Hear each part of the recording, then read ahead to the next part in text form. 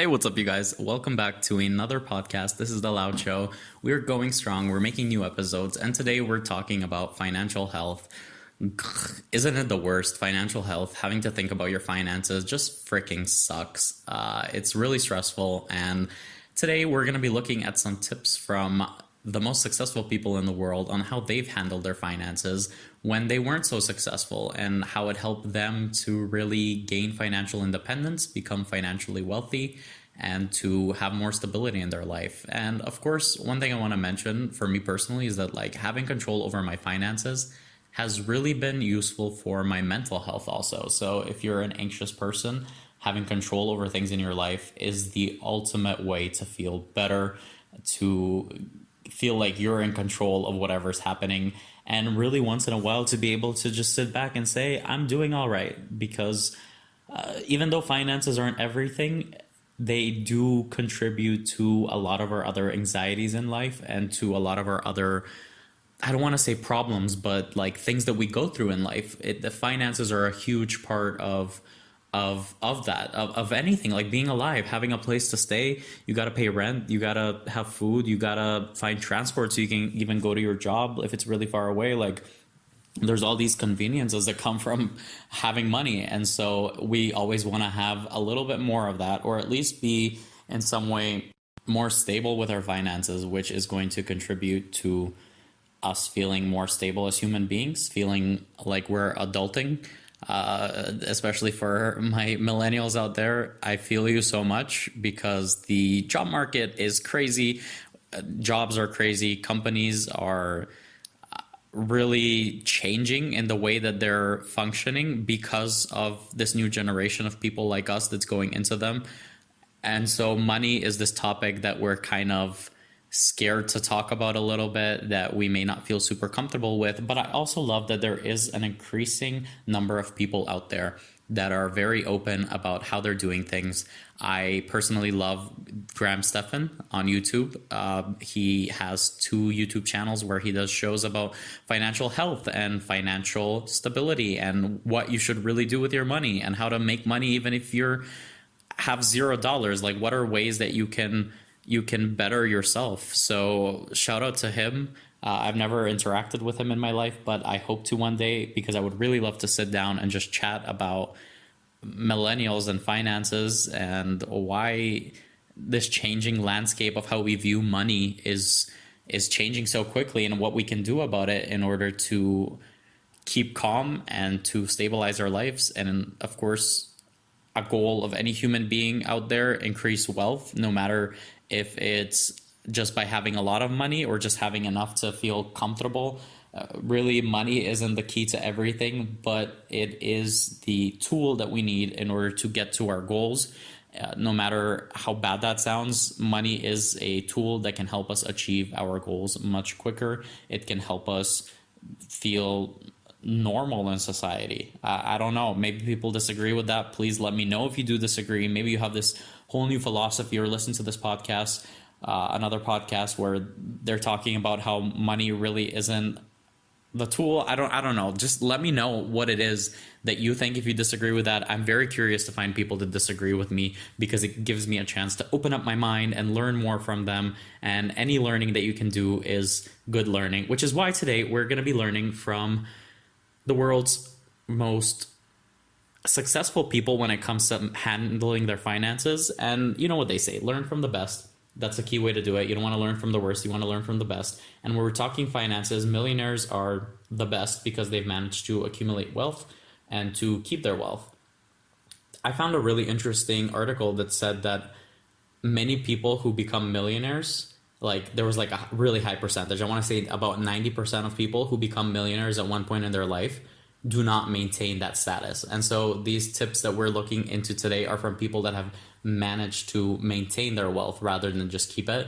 And as unobtainable as it may seem right now, if you're not that millionaire person and you think I can never be a millionaire, especially with how things are going right now in your life, that has been me. And it is me at the moment, but I really am open to learning from these successful people on what I can do to better myself. And so this is an article that I read on the entrepreneur, entrepreneur.com, Really cool website. It's on their European section, written by John Rampton, who is a VIP contributor, an entrepreneur, and a connector. So thank you, John, for this awesome idea to talk about this today. If you guys want to read it, I'm gonna give a link at the end of this video, and if you want to go into more details. But we're basically gonna be going over some of the points given by millionaires. And the article is titled 8 Tips to Become a Millionaire This Year, which is not going to happen for me. I can tell you that up front, but let's see what we can do. Tip number 1 that they have given us is to develop a written financial plan. Let me talk about written financial plans and financial plans in general, budgeting in general. It is absolutely essential. Before I started budgeting, before I started figuring out my spending, my income, and my output, I was a mess, not knowing where my money was going. I was wondering why I don't have money to afford certain things at the end of the month, because I wasn't looking at what I was spending. I just didn't. It feels like when you're so busy that you don't have time to do this little thing. But let me break that like belief right now. Money Manager, a really cool application, not sponsored, for your phone. You download it. You have so many categories in there. You can put in your annual input, your monthly input, whatever it is you want to do it, your weekly, however often you get paid, and you can track every single expense that you go into there. And they make it so easy because they have all these different categories like rent and food and travel and blah, blah, blah, whatever it is you're spending money on. You can put it in there. You can even create your own new category of the things you're spending. And so what I suggest doing is taking like a month of your life, putting in your finances and seeing how much you spend per month. Because without having a detailed input into how much you're really spending and what you're spending on, you can't figure out a way to save more money if that's your goal, or to increase your wealth because you don't even know where, like, why you need to increase. Maybe you don't need to increase it. Maybe you're just spending too much, and that's a way to if by cutting back you can just be a lot better off financially. Not that you need to cut back. Maybe there's a way you can, I don't know, just track your finances for 1 month, and then you will be able to develop a written financial plan. Why is this so important? We have a quote right here that says, "The basic point I want to stress about these 2 inputs is that they're absolutely fundamental to all financial planning, regardless of how large either of them is." And I think that's a very important sentence right there. It's telling you that having a planned out financial future, even if you don't stick to the exact point of it, even if you don't follow it exactly, having a guideline towards your financial future, having things be visual in front of you and reminding yourself of them when you need to be reminded of them, when you're thinking about finances, is absolutely essential in order to better your finances in the future. So once you've done this tracking, once you've figured out your finances, you want to sit down and you want to see, what is my future going to look like? Am I satisfied with how it is right now? Do I need to better something? Do I need to, number 2, focus on increasing my income, right? So you see what you have right now. Okay, you're like, I have my reality right now. I'm not very satisfied with it. I'm going to try cutting back. I'm going to try figuring out how to rearrange things. But how am I going to increase my income in today's world, in 2019, in the future that's constantly changing? What am I going to do to increase my income? Well, there's 2 ways you can increase your income. And these 2 ways, I strongly stand by being really the most fundamental ways you can increase your income. One is by investing more of your time. If you're working one job and you can find a second job, if you have the time for it, then you can invest more time and be earning more money. If your job is really time dependent, more time equals more money, right? If you get paid per the hour. But on the other hand, there's another way you can increase your income just by using time. For example, learning a new skill that's going to make you a more valuable person on the market, that's going to make every single hour that you work even more valuable. So it's not just about the amount of time you put into directly working, but into bettering yourself and making yourself more sellable. You want to be, when there's an on sale sign and you're that person there, when someone's trying to buy you, when employers are trying to hire you, and they see all of these extra skills that you have, that you've put in time gaining, that you've taken courses, that you've invested time into, they're going to value that time, and they're going to value even more. So time, very, very important. Investing time into yourself, into bettering yourself to increase your earnings. But There is another way that you can do it, and this is an old saying from back in the day that money attracts money, and money can make you money and make your money work for you. So, other than time, the other way that you can increase your income is by using the money that you already have to create even more money for yourself. How do you do this? By investing. And how do you invest? Well, there's a simple way to do it. You can go on the stock market, buy a bunch of stocks, and hope for the best.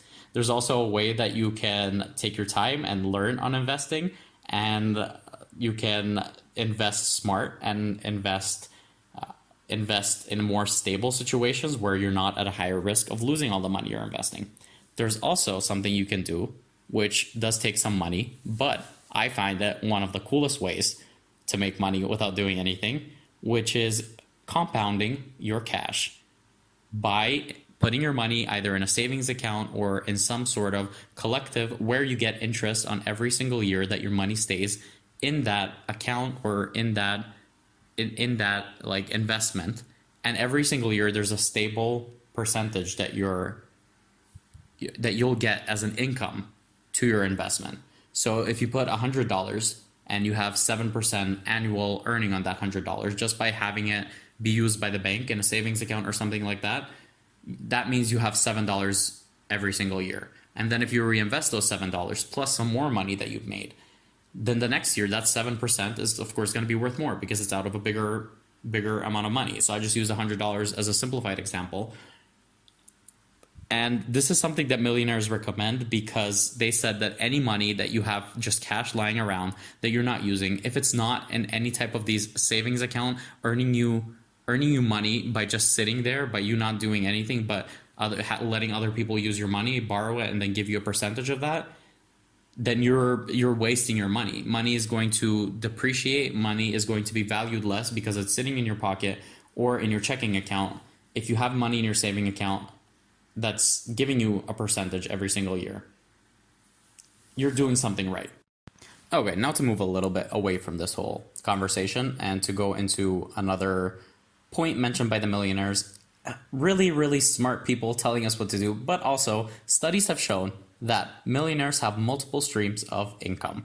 They showed that 65% of self-made millionaires have at least 3 streams of income, 45% had 4 streams of income, and 29% had 5 or more streams of income. That means that they had multiple places that money is coming from. So if you're a regular Joe like me, you probably have 1 stream of income, which is your actual job.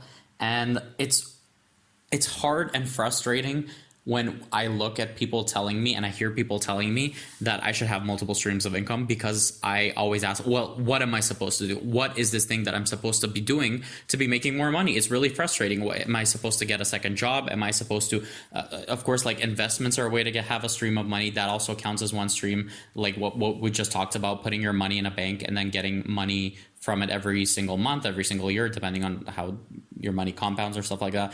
But like, it's really hard to figure out what are these extra streams of income that you could be making. But also it's all about a little bit of smarts and a little bit of creativity, because there is people making money from things that you wouldn't think that people pay for. And it's hard. It's frustrating. It's frustrating to feel like you're just a normal human being and that there's no way that you could come up with a way to be making money. But for example, let me tell you, podcasting. I'm not making millions of dollars from podcasting, but am I earning money from every single person that listens to the advertisements being played on top of my podcast? Yes, I am. Is it a lot of money? No, but it is a stream of income that I have coming in. And I'm being honest with you right now, it's not that great, but it is a way that you can make money off of it. Okay, not everyone wants to podcast. Not everyone wants to be a YouTuber, which YouTube, huge way to earn money. Some people that are millionaires, like Graham Stephan, who is a millionaire. He made all of his money from real estate and whatever, investing, blah, blah, blah. But he did a breakdown of his finances, and he showed us that he was actually making at around 60% of his monthly income from YouTube. So that's more than he was making from the other things that were making him wealthy before, more than from investing, more than from real estate, working as a real estate agent, from owning properties and getting rent and stuff like that. So you see his multiple streams.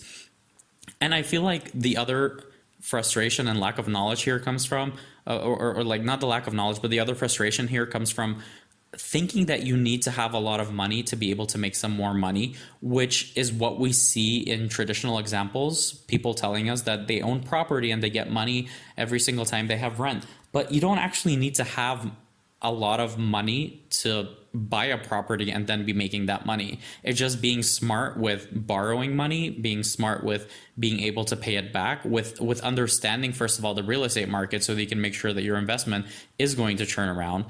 There's also people buying houses with borrowed money and then selling them, paying off the borrowed money, and then keeping whatever's, like flipping houses, basically buying a house or an apartment or property at a lower price and then selling it at a much higher one. That I think is extremely smart.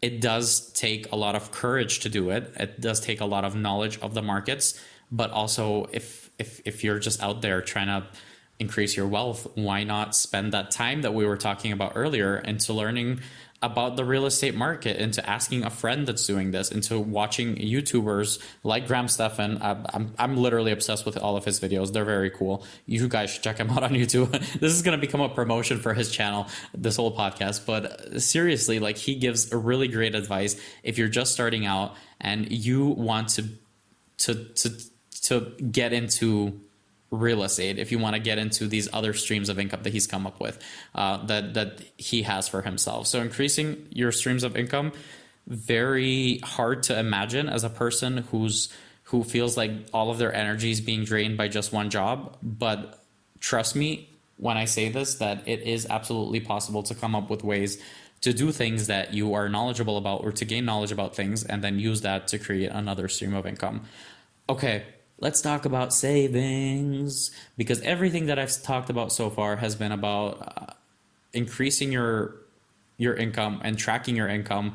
But millionaires recommend automating your savings. So when you get that paycheck, when you get that stream of income coming into your bank account, they suggest that every single month you do something that you activate this thing on your account that automatically a certain percentage that you've figured out what it is because you've tracked your income, because you have a plan, goes directly into your savings, where it can be used for future purposes, or it can go into some sort of investments where you're making money off of your savings. But automating it, they said, is the best way to do it, because once you figure out a percentage to go with, it automatically goes there and you don't even think about it. It makes it a lot easier to save. And of course, like, this is sounding stupid because, like, oh, of course, automating makes it a lot easier, but it makes it a lot easier mentally, because you're not using processing power every single time to be like, well, how much this month? Because I do have a bigger expense. No, like, you make up your mind. You say, this is savings, 5%, 10%, 20% is going into savings right now. I'm not touching that. I'm not ever looking at it until maybe some future opportunity to make even more money off of that. Very, very great tip. I totally agree with this one. And I totally want to figure out how to do that with my bank, because I sort of reallocate my money by myself now by just throwing it in from checking to savings. Would definitely be easier to automate that savings. Oh, look at this. The next tip that given by millionaires is upgrade your skills and knowledge. Wow, I do have a millionaire mindset, because I told you that at the beginning of this. And this is my first time going over this article realistically, like reading it. So update your skills and knowledge. Absolutely. We've talked about it already. Millionaires recommend it, and so do I. Hopeful future entrepreneur, millionaire person, stick with me. And one of the best tips on this website and on this article: live below your means and lay off the credit. The wealthiest people in the world are the most frugal people. They're the most agile when it comes to figuring out how much they want to spend and to live below their means. When we get an increase in our salaries, we feel more comfortable to be like, oh, I'm going to go and spend a little more this time because I'm making more. I can move into a bigger place, etc., etc. Don't take comfort for granted, and really think for yourself. If you're comfortable already with the way that you are, any increase in earnings doesn't have to go into spending. You don't have to keep buying more things because you're making more money. It doesn't make sense. It's not a way to increase your wealth. It's just a way to keep making your standards higher. But at one point, when you look back at how much you've saved and how much you've put away for the future and for rainy days, for a day where maybe your income streams are going to stop or lower. And if that's a lot less because you've been living this extravagant life because of with every single increase of your salary, not very smart. And it's not what millionaires are doing. So why should we keep doing that, especially if we're not millionaires yet? Maybe a very good tip to absorb and take into. I think I'm going to end it right there. Thank you so much for listening to this episode. I hope you enjoyed it. I hope you learned some tips. I've definitely learned some tips by going through this article. And if you want to listen to more podcasts like this, make sure to subscribe to my podcast, to find me on Instagram. It's at The Loud Show Podcast. Don't post there very often, but you can send me messages if you have certain questions, if you have certain topics that you would like me to make videos about. And I hope you really did enjoy this one. Keep in touch and see you in the next one.